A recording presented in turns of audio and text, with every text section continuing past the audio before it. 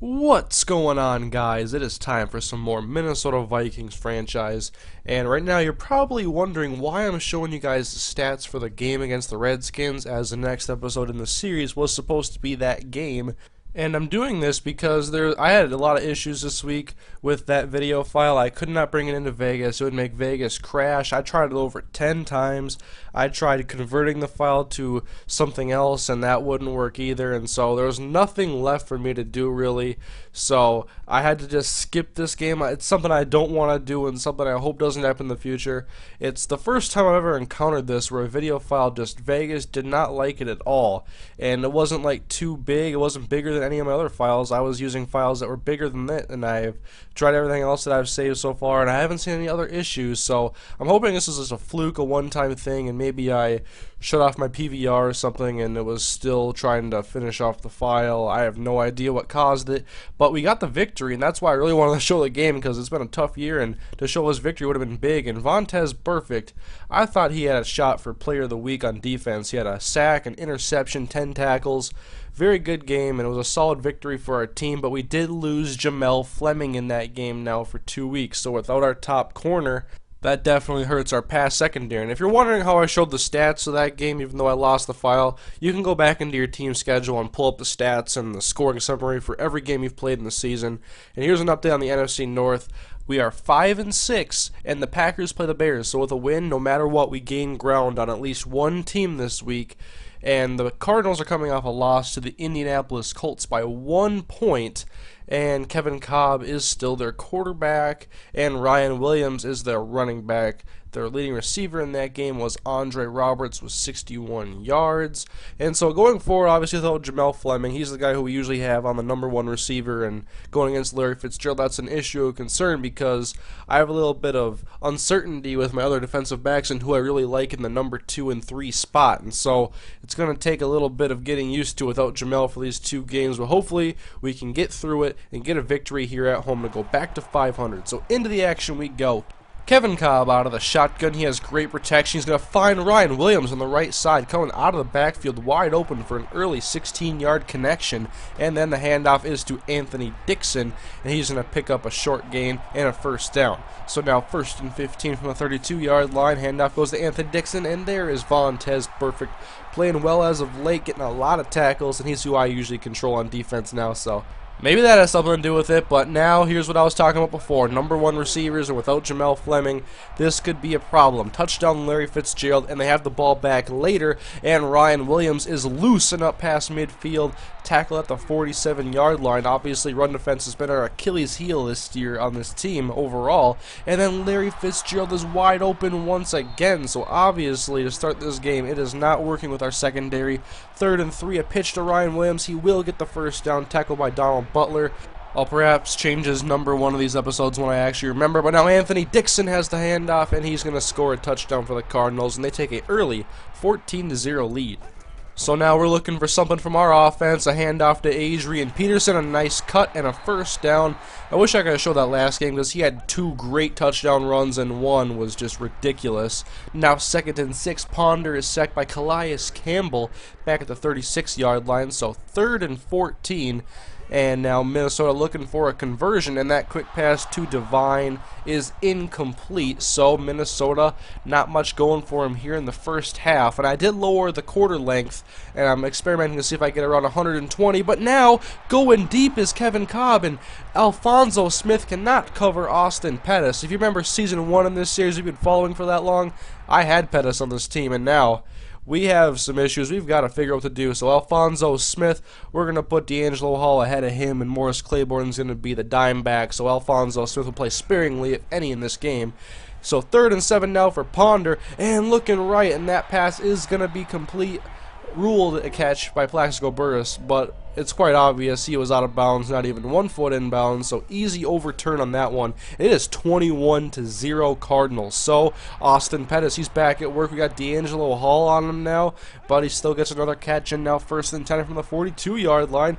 Kolb looks left, and there's Pettis once again right in front of D'Angelo Hall, and so secondary issues are an obvious concern here in the first half. Now 3rd and 10 for Kolb, great protection, and luckily we get him to overthrow, and our defense holds at at the 43, and so we get the ball back without allowing any points. And Ponder throws it right for Adrian Peterson using his speed, and he will get us a first down. Got to string some of those together, get some points on the board here in the first half. From the 38-yard line now, 1st and 10 for Ponder. He's going to take off himself, and nice running. He's going to take the hit and get 11 yards on the play. So 3rd and 10 coming up now out of the shotgun from the 48, and Ponder under pressure. He throws it right for Burris, and he cannot hang on. You know, sometimes he catches those, and he usually does. So I take my chances with Plaxico. Didn't come through there. And now Andre Roberts with a catch and a first down for the Cardinals. And out of the gun once again for Cobb. And wide open left side. Abdullah got to get over there faster. Austin Pettis, 130-plus yards in the first half. And now end zone for Andre Roberts. And I called the wrong formation there and ended up with Jelani Jenkins playing on a receiver. That's completely my fault there. Bad play call. And now 2nd and 7. We're finally getting something going here deep to Kyle Rudolph for a first down. Trying to get some points on the board before halftime. 1st and 10. We go back to Kyle Rudolph. So perhaps we have something brewing up now here with a minute plus left in the second quarter. Under a minute to go now. 3rd and 7 for Christian Ponder. Looking end zone. And that one was just a bad pass and a bad decision as James Taylor gets the interception, and we would go to the half with a 28-point deficit. Try to get it going now at the start of the second half, and there's a completion on 3rd down to Noel Devine. I think I throw him into a lot of dangerous situations, and that's why he takes so many big hits. And then Mark Harrison makes a catch for 8 yards. He's been worked into the passing game a lot this year and has been doing a great job. And then Harrison gets another catch on this drive, and he'll cross midfield to the 49-yard line. Now in Cardinals territory, 1st and 10 for Ponder, and sets up a screen left for Adrian Peterson, and he cuts into the defenders and then jukes out and picks up some extra yards. He'll be down at the 27-yard line. So can we get some points on this drive? 1st and 10, pitch out right for Adrian Peterson, and he's got some room. He's got the corner, tries the leap, and that one's not going to work. He's taken down, but first down nonetheless. And then 2nd and 10, Ponder throws it right for Mark Harrison, and that is a touchdown for our rookie receiver. And we're on the board finally, 7-28, but Cobb looking to answer back, and he finds once again that's Austin Pettis absolutely lighting up D'Angelo Hall. 1st and 10 from the 34-yard line, and finally he finds a different receiver, and he was wide open, and so that's an easy conversion. And then on their next first down, Austin Pettis once again. D'Angelo Hall was not at fault there, but nonetheless it's another big catch for Pettis. 3rd and 5, and Pettis makes another catch for a touchdown, and oh boy, this guy is coming back to hurt his former team. He's perhaps mad at me for not signing him to a long-term deal. So we'll try Cedric Griffin. 3rd time's a charm, right?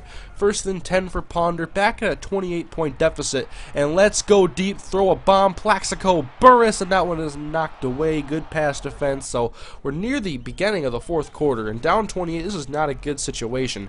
2nd and 10, looking for Kyle Rudolph, and he makes the catch. So we're back in Cardinals territory, but we have to get points, and we have to get them fast. And he finds, no, Mark Harrison unable to come down with that one, hit as soon as he made contact with the ball. And then 3rd and 10, Rudolph makes a clutch catch in the middle of the field at the 33-yard line. That'll be the end of the 3rd quarter. And now 3rd and 10, beginning of the 4th, and Booker makes the catch, and he's got Steve Hutchinson out in front, and he's going to get a first down for us. So new set of downs, but 4-score deficit, that is what is the most important thing right now. 2nd and 10, and the pass is dropped by Arsenault. That looked like a very casual drop. And now 3rd and 10, Ponder looking end zone for Devine, and that is a touchdown. So that's our 2nd touchdown on the day.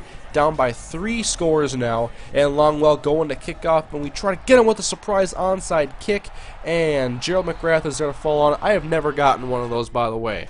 So that's all. I've had better luck doing real onside kicks, and we stop Ryan Williams on 3rd down, and so we're going to get the ball back now, but we're going to go for a field goal first, and if this is no good, we're going to get great field position, and indeed it was no good. So ball at the 47-yard line, 1st and 10 for Ponder. He's going to go deep. It's 3-on-1 advantage, purple, and you're telling me we cannot come down with that? Come on, guys, let's see some teamwork in there. 4th and 2 now, need a conversion here badly. Ponder finds Kleinsasser, doesn't make too many catches, but there's a big one for a first down at the 36-yard line. We'll go to the 46 now after a penalty. 2nd and 20, and Ponder is sacked, so 3rd and 27. This is going to be hard. We're obviously in 4-down territory here at this point, but 3rd and 27, trying to set up a screen in. Well, I had the option to throw it to Booker instead. I thought I could get it to Harrison, but that one's going to get us no yards. So 4th and 27. Let's see what I got in store here. It's a deep ball for Devine, and it is overthrown, but good pass coverage anyways, and so the Cardinals are going to take back the ball. 2nd and 10, and Ryan Williams busts off a one defender and gets a first down out of it. And now 3rd and 2, doing some man coverage, just trying to get some pressure on Cobb, and we finally do. That is Jared Allen making a rare sack, although I would never contemplate trading him because he still plays a big part in the run game. And I just put in Tim Tebow because, well, this game is pretty much over. Don't need to get any starters hurt. And I have Tebow in and other receivers that are backups, and now he's going to go deep, and that is Noel Devine. So wait a minute here. Deep touchdown pass for Tim Tebow to Noel Devine, and with a 2-point conversion, we can cut this to a 2-score lead. So Tebow under center, and he's back to pass, and he finds Visanthe Shenko. So down by 16, need 2 touchdowns. 2-point conversions. So we got to get the onside kick first off, and right to Austin Pettis. It was about a perfect onside kick attempt, and there's Austin Pettis getting one more shot in on his former team. Cardinals win 41-22. Ponder, not a great day through the air, but Kevin Cobb had a great day. 385 yards, 4 touchdowns, 0 picks. Probably a perfect passer rating. I'm not sure what perfect is, but Ryan Williams over 100 yards, Adrian Peterson under 100, and Austin Pettis 206 yards, 9 catches, 2 touchdowns. What a game for Austin. And on defense, well, safeties lead the game in tackles again for us. That's nothing new to this season. James Taylor had the interception. And now your players of the week. We're looking for Austin Pettis. Where is he hiding? It's actually going to be Kevin Cobb for the NFC player of the week. And now, no new injuries from that one, but we get Jamel Fleming after one more game, and, well, that loss was big because now we're 5-7 in an incredibly competitive division. But looking around the league, just trying to figure out what our situation would be for a wild card. It's not a horrible situation, but it requires us to do something that we haven't done a lot this year, and that's go on a winning streak. And you look at our last games here, Packers, Bears, Browns, Steelers. No team has a losing record. We got the Green Bay Packers up next. This game is huge. It is a must win. And until then, here's a couple videos for you guys to check out. On top, we have the last episode in this series that I posted against the New York Giants, so check that one out. And on the bottom, if you can't get enough of my franchise games, well, over on Machinima Sports, I have this video, which is from my Falcons franchise, which I started in a live stream a couple of weeks ago. And I'm planning on posting that one probably weekly on Machinima Sports. So go check out those 2 videos, guys, and I will see you guys next time.